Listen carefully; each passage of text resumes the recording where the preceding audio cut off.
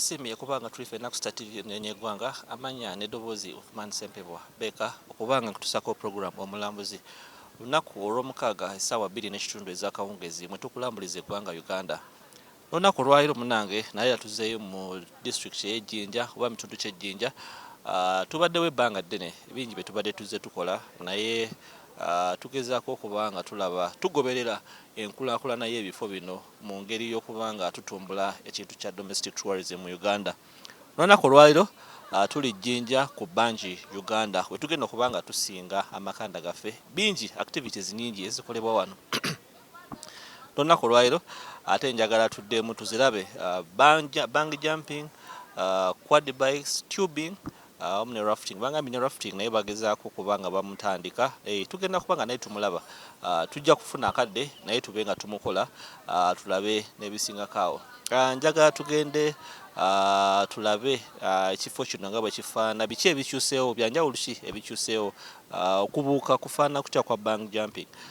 Byonna ku Star TV y'eggwanga nange omuweerezaawo ne nkujjukiza nti lunaku lwa mukaaga ssaawa 2:30 ez'akawungeezi mwe tukulambuliza eggwanga Uganda.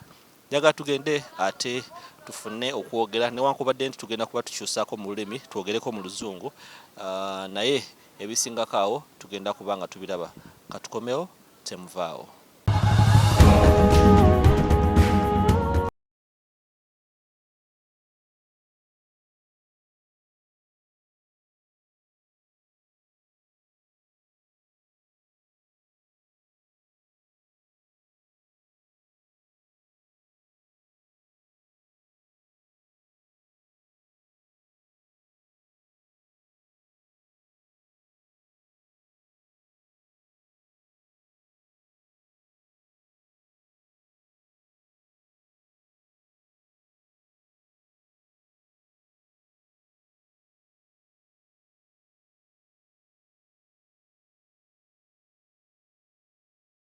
Tusiimye kubanga tukyali ffenna ku Star TV amanya n'eddoboozi Beka Ssempebwa tusako program omulambuzi tukyali ffenna tutambula ffenna ebintu obiraba nga bwe bifaanana. Nagambye nti amakanda tugenda kubanga tugasiba Jinja. Ekifo kino twali tukibaddemuko ne tulaba ebintu eby'enjawulo bye twakuleetedde naye ate tugezezzaako kubanga tukomawo ate tufune okulambula okwala okw'enjawulo. Munnaffe oyinza okubanga program ezasooka twasobola kubanga oziraba. Olunaku olwaleero njagala ate tuddemu tulabe ku biki by'osobola okusanga ejjinja, activities ki z'osobola okubanga osinkana ejjinja. Maaso gange nina kyali wange wano yeefula okuba nti tamanyi Luganda naye olwaleero tugenda kuba twogera Luganda oba ayagala oba tayagala. Rob, sayinza okulaba ssebo. Becky, how are you, man? Twogera Luganda. It's not going to happen. How are you? Good, how are you? Nice meeting you. Nice to see you again. Welcome back to Bungee. Long time, 3 years. 3 years? Not quite, but a long time, man. Long time. How are you? Very good. Things are going well. We're very happy. How is Jinja? Jinja's beautiful. Now, look, if you see here where we are, for the first time, we're doing our interview in the river bar. Every other interview we've done underneath the Bungee Tower. Let's start from there. Jinja has been known for various activities in areas of promoting tourism. Bungee Uganda is one of the places that has been put forward on the forefront to promote tourism in Uganda. Yeah, you see, at Bungee Uganda, we've strived hard to, well, firstly, to build a brand. Yeah, so now when people think Bungee, they think of here. Pushing domestic tourism has been vital for us, both in this industry and at the quad bikes, as I'm sure you remember, Becca. It's such a big thing. You can't push away domestic tourism, yeah? You know, we're in Uganda. Our customers should be Ugandan, yeah? We have customers of all nationalities, yeah, from all over the world, but our base of customers are Ugandans. When one's come to Jinja, what are some of the activities one would want to do? Okay, so what we can offer you anything really, but our 4 main activities are, of course, the bungee jumping, quad biking, rafting and tubing. I mean, and they're all different in their own way. They're still adrenaline sports. Becca, you've done 2, 3. You've done them all, haven't you? You've done bungee. You've done quad biking. You've done tubing. Have you done rafting yet? No. Rafting is coming next for Becca. Everyone. So now let's talk about bungee. What is bungee? Well, bungee is a adrenaline kick where you throw yourself off a tower. Ours is 44 metres high, with a bungee cord attached to you, and if you want, you can also kiss the Nile. Seems to be quite a very difficult activity for people, especially people who fear heights. What is your advice to them? That's a very difficult one, Becca. I mean, everyone is different, yeah. It is meant to be scary. If you're not scared, then surely you've got to be crazy. Don't look down is what we always say, but most people look down. But our guys on the tower, we've got those young, vibrant guys. Half of their job is psychology. Calm people down, persuade them to jump. But it's great fun. What else? What other activities would want someone to do? Quad biking. We love quad biking. Let me tell everyone, we have an interview, me and Becca, quad biking before, and I was smiling like a crazy fool because I'd forgotten how much fun quad biking is. It's such a great activity. We have over 40 bikes at the quad bikes. We can take big groups, maybe 20. I'd like to say 20 is a maximum. We can push it to say 24 for your safety and for ours. All of these activities are great team building activities for corporate companies, even families, friends. If you get together, spend your money and have some fun. The whitewater rafting is an experience. We can arrange great, very, very safe whitewater rafting for you with a company called TMU Rafting.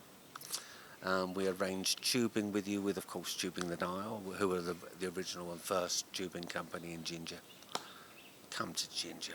Jinja is just the centre of action and adventure. That is Rob, the proprietor of these activities right here in Jinja. Requesting oba mbagamba nti kikaseera mubeere nga mwesobola nammwe okuba nga mujja Jinja. Si bangi eka nga bwatunyonyodde naye quad bikes nazo tugenda kuba tuziraba ebizikwatako aye nazo tugezeeko okuba nga tuzitegeera. Rob, in most cases when people come to Jinja or any other place, they want to test the different dishes around particular places. Do you have a restaurant here? We have a really beautiful restaurant here, a la carte menu. Everything from the fish is fresh and absolutely delicious, which I think you're about to sample soon, Beck. Chicken, beef, pork, stews. We can do barbecue. We do buffets. The food here is beautiful. The bars are fully stocked, with both having beautiful views of the Nile. We've got a very large compound if you want to play games. We can do camping. If you're here and you want to spend the night, we can accommodate you. If you're a big group, I would say we can comfortably put 70 to 80 tents in our compound for you. It's the best place to be. Do you have future plans of having permanent accommodation around this place? Yeah, we do. We have some rooms, but in the old fashion, they were never self-contained. So the next thing to do will be to make them self-contained, make them maybe mid-range, but simple but beautiful. I think we'll end up with about 9 or 10 rooms eventually. But maybe you might have to give us another year for that, Becca. 6 months to a year. Yeah, let's go back to the time when you opened up Bungee. We had COVID in the country that almost people lost lives, people lost jobs, people lost everything. How have you managed to sustain yourself from that time up to today? It was a difficult time. I mean, here we opened Bungee in the sort of second COVID lockdown, so it wasn't quite as extreme, was it, as the first one, more just with a curfew. But we kept everyone employed. We just had people working very skeleton shifts, maybe one chef, one waitress, but we survived. I can't tell you how we survived, Becca, but we survived. That is a secret. It's a secret I'll tell you off air. That is Rob for you. Tugezezaako kubanga twogeramu naye tugezeeko kubanga tukwasaganya luzungu luganda naye agezezaako kubanga atunyonyola embeera eri wano atugambe nga bulabe mabega wali tent weziri accommodation wali naye gye bujja mu maaso ba myaka ebiri esatu ena tujja kubanga tufuna permanent accommodation around 10 rooms.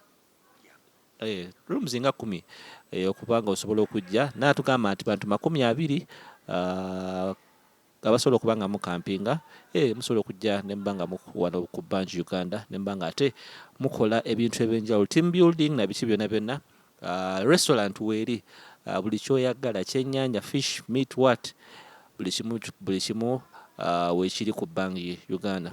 Rob, on a parting note, what would you want to tell Ugandans about a place called Bungee Uganda? This is the best spot to be. It's a perfect hideout if you want to hide out for whatever reasons you might want.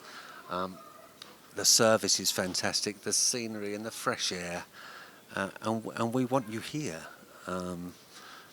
Some people will push you away because they don't want you. They want people like me, which is very sad. We want you here. Come, relax, bring your friends, enjoy. Weekends we have a DJ Saturday and Sunday. Just come and party. It's a really good place to be. Actually, before even we go, Monday, Tuesday, Wednesday, Thursday, and then Sunday, what are some of the highlights of this place here?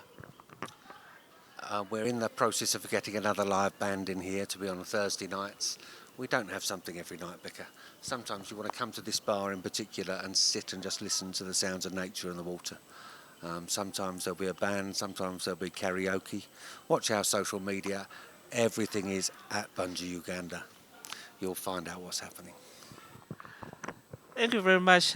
Munda ebintu bitegedde kata ate njagala tugende tulabe ku quad bike nga bwe zifaanana temuvaawo katukomewo.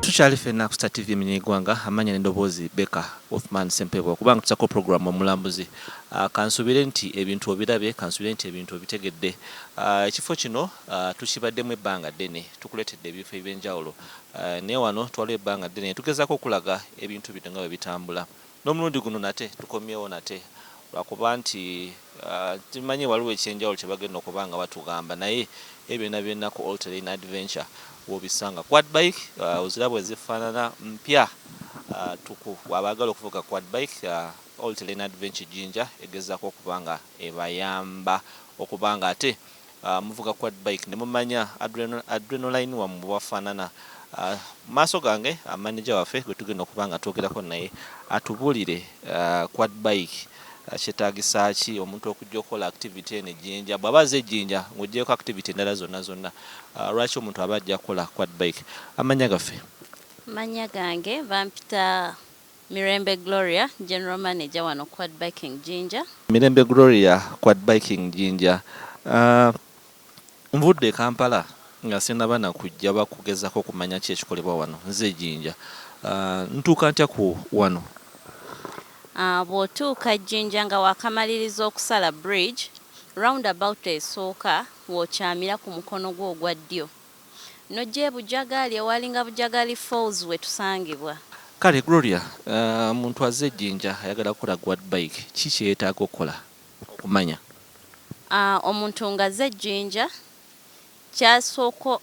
kyeyandisoose okusooka okumanya kwe kumanya emizannyo gye tulina mu Jinja. Kuba kati omuntu tasobola kujja nga tamanyi nti quad bike mweziri n'ategeera nti eri omuzannyo gwe nnina okukola quad bike. Kyasobola okusooka otegeera gy'emizannyo gyonna gye tulina ngati ng'eno quad biking n'ategeera we tusangibwa Jinja Bujagali Falls we zaalinga.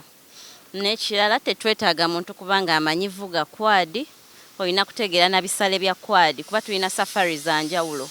Olumala obitegeera ebyo gwe ng'ojja olondako package gy'oyagala okola ng'osasula buli kimu ng'okitulekera.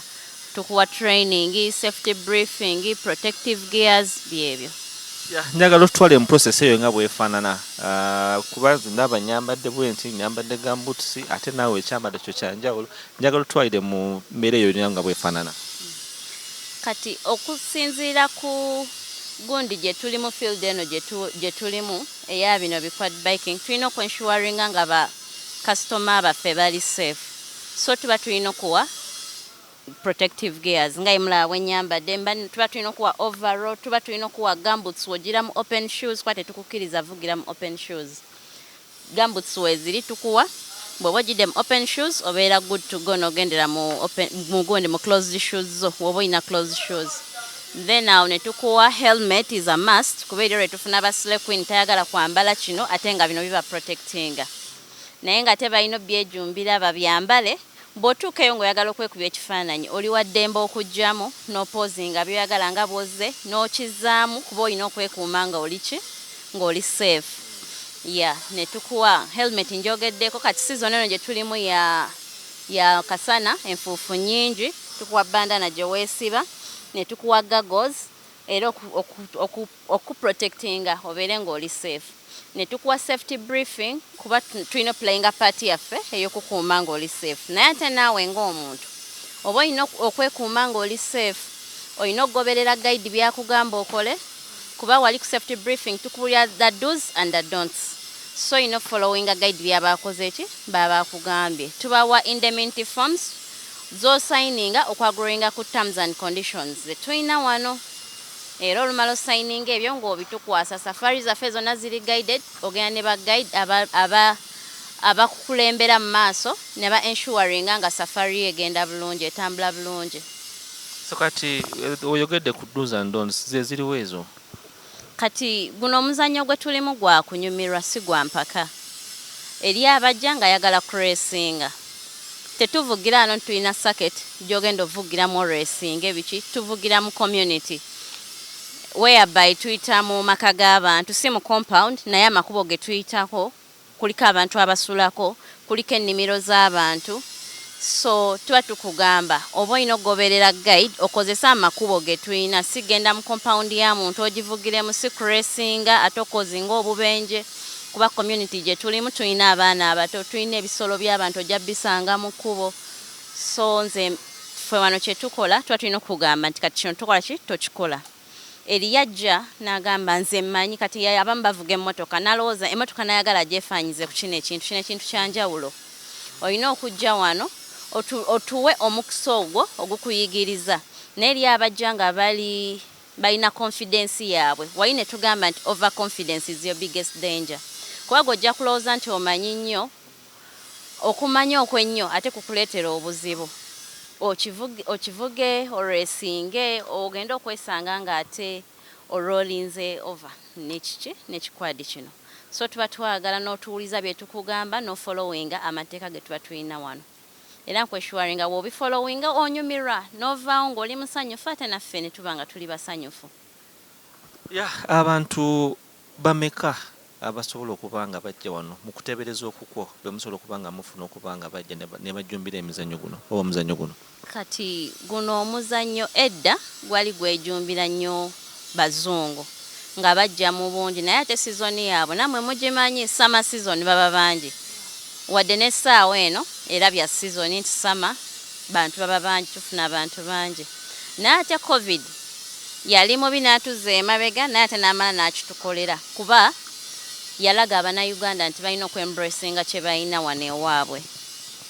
Abannayuganda bali tebejjumbira nnyo mizannyo nga gino naye lockdown abantu babeera mu kiyumba ne bakoowa ne batandika okunoonya ku mizannyo egiri around engeri gye batulekera tourism nga at least tukolaakolako. So right now 98% of our clients Bannayuganda wadde tuli mu sama era ogenda okwesanga nga betusinza okufuna baki Bannayuganda. Sijja gamba nti tulina nnamba eno kuba eriyo wiiki etambula obulungi n'olaba nti from Monday to Sunday twali tufuna trips ezitaka wansinga wa trips nya ezo zibeera groups abantu bayinza okujja nga 6, 7, 10 ebitongole nabyo bituweereza notega nti group ez'eyabantu 4 group ez'eyabantu 20 bwe bityo naye kisinzira lunaku ne bayo week yo n'ogiraba nti ate yeebadde nfu naye ate weekend ne tukola weekend yo ne tukola neebaayo omwezi ng'ogwo mufu ne tutana togo mufu nebayo emyezi egimu nga jomiramu kuva ogutandise paka kumala nga gonna mulungi. Packages zino zifaana zitya omuntu zayinza nnyo okujja nabe oba akole? Kati packages tulina za njawulo kuba guno omuzannyo gwe tulina gwa all levels gwa myaka gyonna buli omu aba asobola okugukola teguliiko myaka nti gino kuba n'omwana w'emyezi bw'oba oyagala omwana wanyumirwemu omuleeta guide n'akola ki n'amuvuga. Amanya gange bampita Luhanga Mike nkola ne Qaudbike Uganda tuli wano Bujagali awali former Bujagali Falls. So kulinda katono Luhanga Oluganda waluyigirawa? Luganda naluyigire no kuba eno gye banzaalira gye nkulidde so luli olwasirumanyi. Kati tuyanziza nnyo tuli ku All Terrain Adventure Qaudbike Uganda. Okay. Akantu kano bakavuga batya? Akantu kano ko kavuga kangu nnyo nga wenkikomeza tewetaaga experience yona wojanga woli bagaidi webali kati nja kuyitira mu bwangu bwangu badakika 2 oba okayize kalina breaks 3 kaline neyo mu maaso nyangu nnyo neye mabega zona ziri sharp kuba tuzimaintaininga buli lunaku ne kabera n'endala neye mabega eno break ya mabega kati kalina gears 5 side zeri kali semi automatic tekalina crash. So just gears omuliro gwafe oguleka mpola noteka mu gears waggulu esooka 2 3 4 tulina n'obulala wali eri bu automatic oba automatic bulina gear lever forward and reverse so bwangu nnyo so customer yena ayagala okujja tewetaaga experience yona just gwe jangu nga bwoli tukye twetaaga yegwe tula ukapikiko tandikirawo kuba kangu nnyo breaks buli kimu kikola. Bakasitoma bano abajja wano amufuna bakasitoma bafana batya okujja nga bavuga omuzannyo guno era makubo ki omuntu galina okuba nga atambuliramu okuba nga avuga akantu kano? Bakasitoma tufuna banjawulo tuvuga families tuvuga buli myaka tuvuga bajjajja tuvuga abaana abato tusobola n'okusitula omwana kasaba alemeddwa.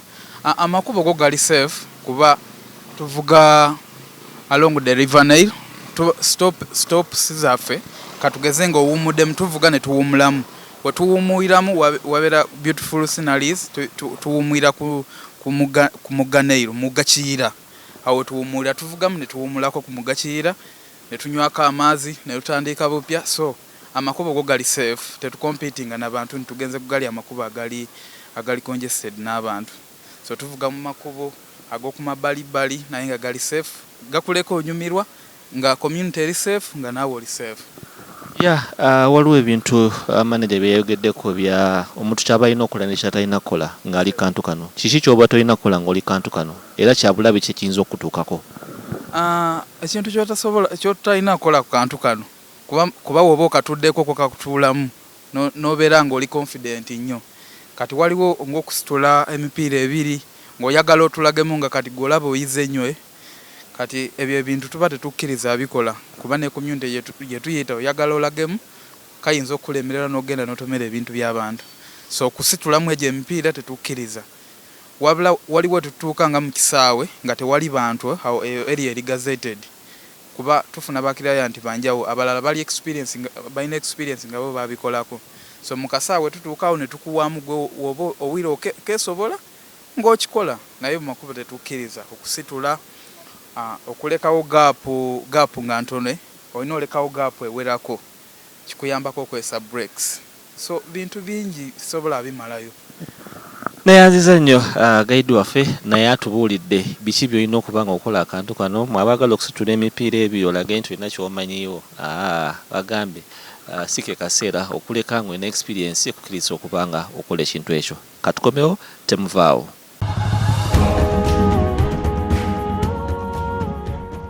Wano Bujagali Uganda abantu bonna bakimanyi nti ye center of tourist activities ze tulina wano mu Uganda. Tulina activities za njawulo so luno oluguudo lukola nnyo ku revenue yaffe eyawa eye Uganda naye tulina ekkubo bbi nnyo nti enkuba bw'etonnya bakasitoma abamu bagetinga stuck ku kkubo ne balemererwa otuuka eno gye tuli. Wekuba okw'omusana enfuufu nnyingi so accidents zibeerako abantu tebalaba abantu n'atya nga nsijja genda enfuufu nnyingi ekkubo lyo bbi nnyo kuba naffe abalikozesa abamu kaŋŋambe buli mwezi oba olina okubeera mu garage nga emmotoka eyonoonese spare ebintu obirekako kubo ekkubo bbi kyekizibu kye tusinga okusanga waneeno. Tweyanziza nnyo nate katusubire nti ebintu obitegedde nga weefaanana. Qaudbike muzannyo mulungi nnyo nkugambye twaliko wano ne tugukola ate n'omulundi olwaliro tukomyewo ate netugezeko okubanga tubalaga ki ekisangibwa ejjinja ki kiwanisa nnyo okubanga ojja okole ejjinja. Muzannyo gw'amaanyi naye batugambye nti ne woba omanyi ovuga emmotoka yo kikwetaagisa okubanga ate oyiga engeri gye bavugamu akantu kono.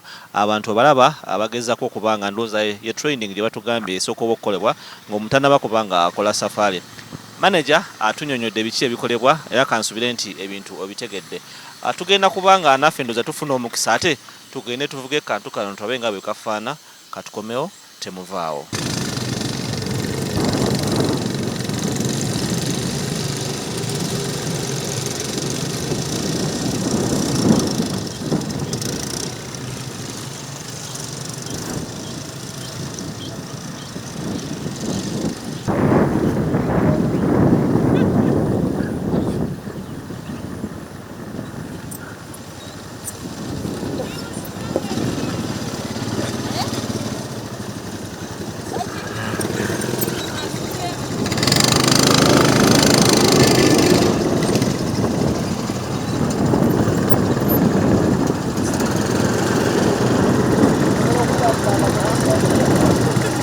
Mubadde balebi balungi okuva kye twatandikidde kansubire nti ekitundu okirabye kansubire nti ekifo okirabye Bungee omulabe wamu ne Qaudbike tulaze ozirabye tugezaako kubanga tukomyawo tulabe development yazo wawe batuuse mu kugezaako kubanga batumbula ebyobulambuzi mu ggwanga.